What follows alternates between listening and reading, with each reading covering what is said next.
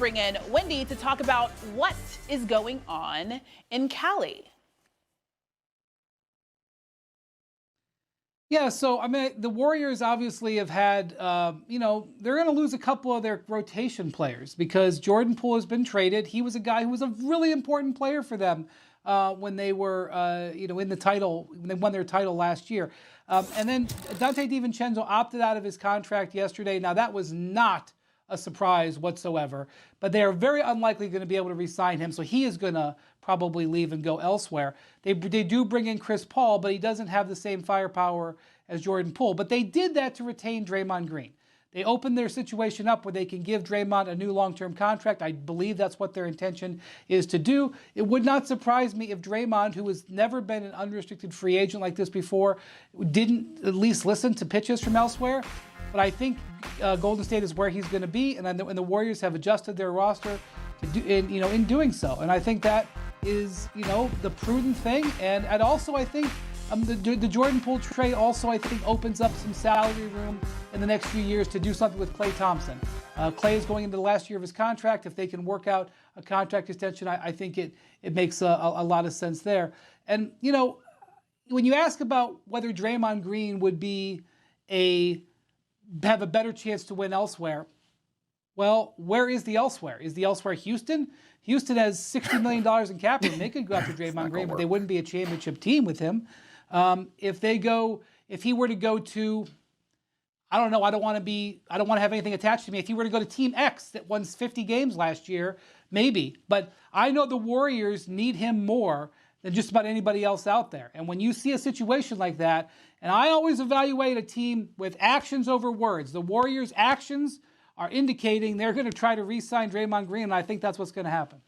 Okay, so Wendy talked about it a little bit. Mad Dog, do you think it's more likely for the Warriors to win with Draymond or for Draymond to win elsewhere? The Warriors winning with Draymond. I think if Draymond goes to another team, as Wendy just said, he's not winning a championship with the Rockets.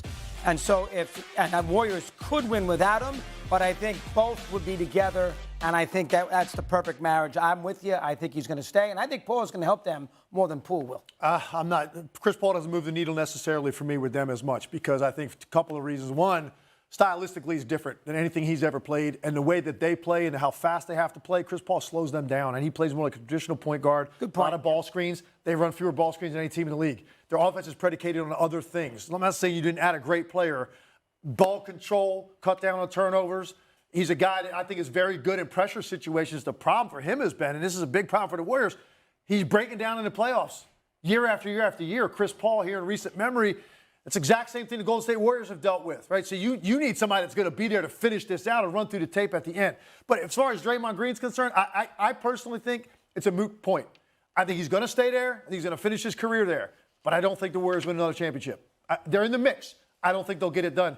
And if he were to go somewhere else, the reason I answered the question that way, more likely somewhere else, because as Wendy said, if there is a Team X, that's a 50-win team that's close. He could be the tipping point for a team like a Sacramento or something to bring in that level of IQ, winning, toughness, defensive communication. Like, he could be a massive difference maker on a team that's like in that that's next pretty tier. Good. Correct. Yeah, I mean, I think you're right that it's the hope or the potential of he could land anywhere. Yeah. That seems more optimistic than the Warriors doing it without him. Not because necessarily I think so, because Steve Kerr himself said it. Which is not normally something you want to do when you're negotiating with a player, is to put something out there that's not true. They don't even themselves, their coach, their team don't even see themselves as a championship contender without Draymond Green. Maybe he does go to Sacramento. I don't think that makes them an immediate championship contender, but I think it gets them a better chance than the Warriors do without Draymond, because we noticed in that championship run, when he played poorly, they weren't good. Yeah. Then when he started playing well, all of a sudden the Celtics couldn't do anything with him. Yeah. Legs, do you think that the Lakers or Warriors championships hopes are more in danger? Gosh, it's a tough one. I don't think either team's going to win it. I don't think if LeBron James stays in L.A., finishes his career there, I don't think the Lakers win another championship. I don't think the Golden State Warriors are either. One of the reasons I had a lot of hopes for the Warriors to be able to continue this, and I even picked them to repeat this year going into the season, was because of that next wave I was waiting on. the Kumingas and the Moody's and the Wisemans. Right? I thought that was the next thing. Give them athleticism and some length and take minutes off of their core guys. Well, Kuminga's a regular season player. They had no faith in him in the postseason. Moody actually had some moments in the postseason, but didn't play a ton in the regular season. And Wiseman's not even in the organization anymore. So I think that window is not closed because the Lakers and Warriors are both going to be relevant in the Western Conference, but I don't think either team ultimately will be able to get this across the finish line. When you look at Denver, you look what Phoenix just put together, right? Even Sacramento is more than just a good story. They add another piece. I think they're in the mix. Memphis gets Ja back after 25 games. They're still a very good team. I think it's going to be tough for the Warriors or the Lakers to win one. Yeah, I like the Warriors' chances better than I like the Lakers' chances. And I also think all the time off this year will help them. They didn't play 5,000 rounds. They only got out of there in the one round. Maybe that helps them as far as next year is concerned. Now it's tired. Nick, your thoughts? Yeah, I made the mistake a couple years ago of saying that Steph Curry would win 0 more championships. I did the 0 goggles, and then on the podium after they won a championship, he mocked me. So you would think that I would have learned my lesson, but I have not. I think the Warriors have a worse chance than the Lakers going forward to win another championship. I think you're right. I think neither of them probably are likely to win a championship, but going forward, not just this season, we have to get Klay Thompson back to playing the way he was sometime in the middle of the regular season, consistently in the playoffs. And then you have to figure out how to sign him going forward. The same thing is true of Draymond Green. Steph Curry is playing as good basketball as he ever has, but you're going to need these other pieces, and it doesn't seem like they are on the incline. Klay and Draymond seem like they're on a downturn, and they're also going to eat up a lot of that cap. So I don't know where they get the other pieces that they need. If Larry Bird played in this era, I think he'd be in Europe.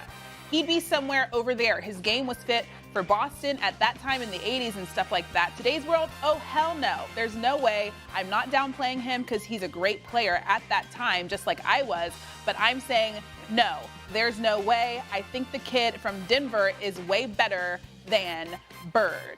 All right, so we got the guys that were in on this conversation yesterday here, but Mad Dog, you were not. So what are your thoughts? What do you make of this? Dennis Rodman now. First of all, he's not a great player. He's a unique player. He's great. He's not a great. He's a great rebounder. Player. He's a great player. He can't score. Yeah.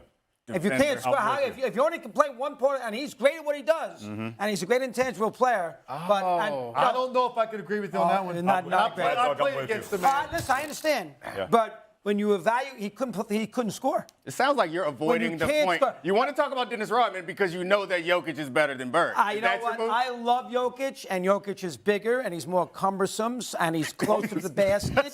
So I understand that. But now you're offended at cumbersome, and you call him gross. I've rarely heard cumbersome using it as a compliment. But that's a positive compliment. Yeah, exactly. And didn't Rodman and Isaiah get themselves in trouble after Game 7 in 1987 when they said Bird's overrated because he's white? Just a tad. Did in fact, Rob, and then Isaiah agreed with him. Yeah, he happens to be right.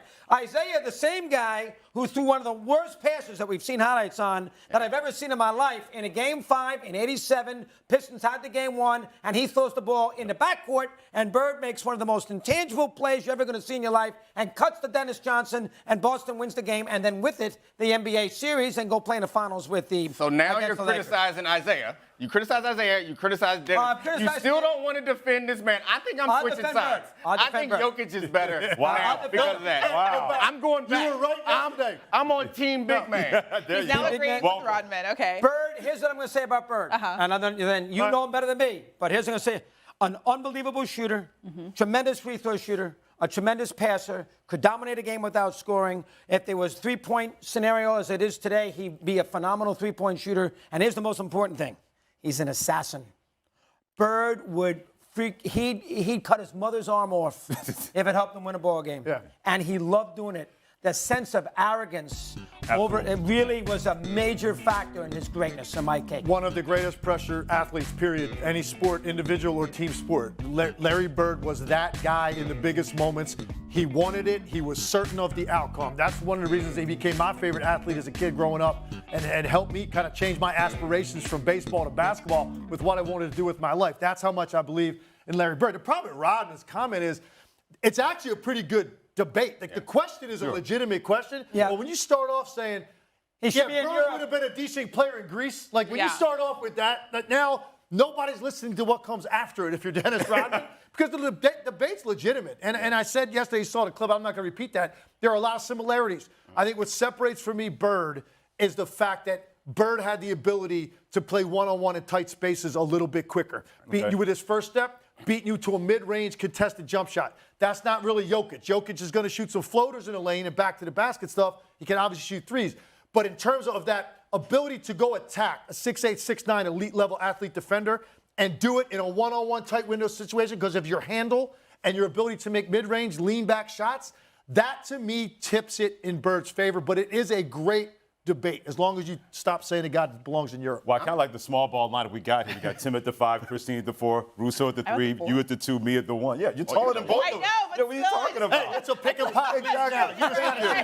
You're a stretch 4. You're You feel better right. now? You're a stretch 4. There you go. But I guess I'm tall in this Now area. she's offended by being tall. Now we're doing this now here. First we got Robin defending people. Cumbersome. It's cumbersome. We got cumbersome. We got Robin also making fun of people in Turkey and Greece because Istanbul's lovely anytime you're going to Dennis Rodman, trying to put Larry Bird there. Here's what I love about the debate involving Jokic and Larry Bird, because now we can no longer say that Jokic can't do it on a big stage. Yeah. Because that was the biggest question about the Denver Nuggets and Nikola Jokic. Oh, 2-time MVP. You shouldn't have got one of those. Joel Embiid should have gotten that. So what did he do in the playoffs? He went on a historic march against the Anthony Davises of the world, against the Jimmy Butlers of the world. He didn't go against scrubs.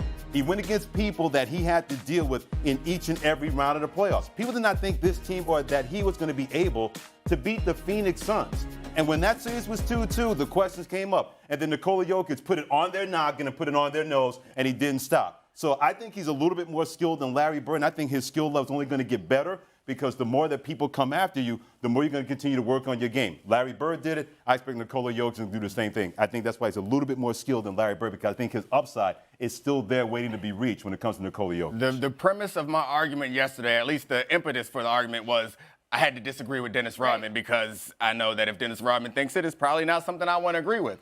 But then I listened to Mad Dog today, and now I've changed my mind. Wow. Because I'm now on the other side. Because if Mad Dog's best argument for why Bird is better is because Bird will, I quote, cut his mother's arm off to win. He would.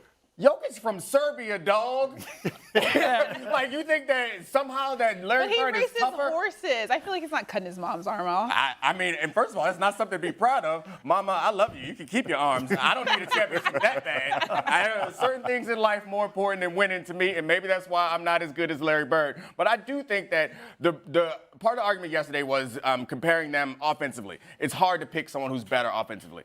And I made the argument yesterday based on the same steal that you brought up, that Larry Bird actually had quick hands on defense and made plays on defense. And then you start to think about Jokic's impact on defense. It's never like pretty or explosive or impressive. It's cumbersome. But you know, it's cumbersome. You noticed in the finals that his presence was a difficult thing for players like Bam, who are a little undersized, difficult thing for players like Jimmy Butler, who are getting in there. It's hard to quantify it, but I do think that if you are picking between two guys that are almost identical offensively, because I think with the exception of the off-the-dribble stuff that you pointed out, they do a lot of the same things. You're going to pick the bigger dude. Like, it's basketball. That's what it comes down to. Size is not a skill, but if you're talking about which player could potentially be more valuable to a championship team, I'm going to go with a couple more inches over the idea of cutting off.